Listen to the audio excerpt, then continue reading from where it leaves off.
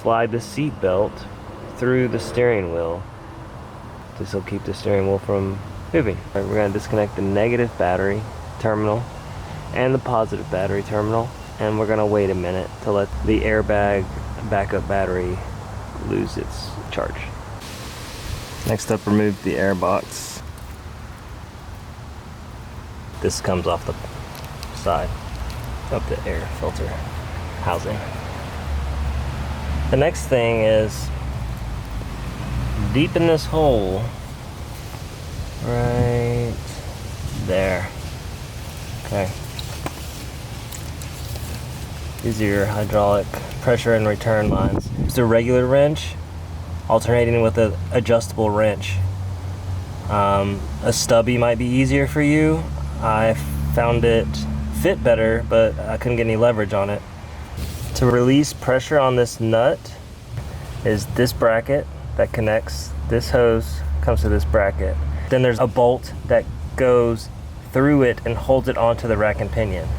Don't forget to wrap up your lines. I just used the old nitrile glove and a rubber band. That's where you just remove the steering lines. And then you come up here and there's a boot right here. This little tongue lever on the end, it's hard. It's the hard part.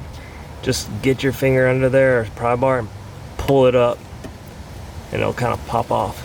You're gonna lift it up out of the way and there will be a pinch bolt right there. Now, if your steering wheel is center, let's call it 12 o'clock, that pinch bolt is gonna be facing the other way.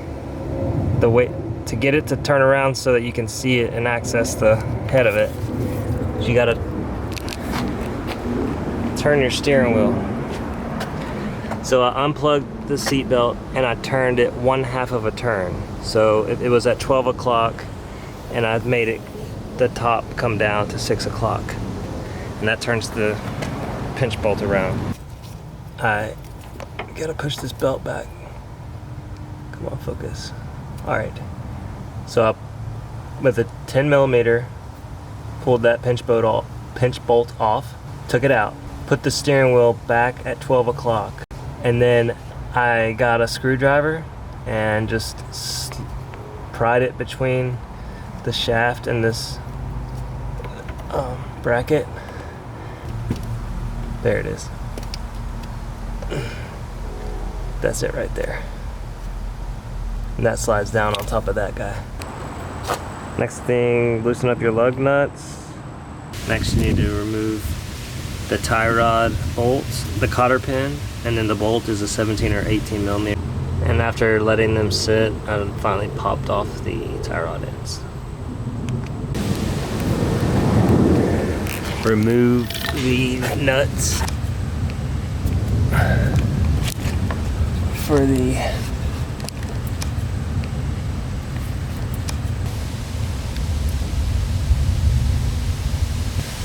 that's one.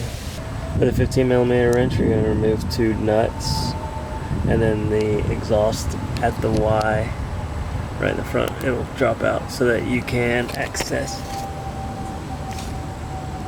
the other nut. To give me some clearance, there's this tube that comes from the AC right here.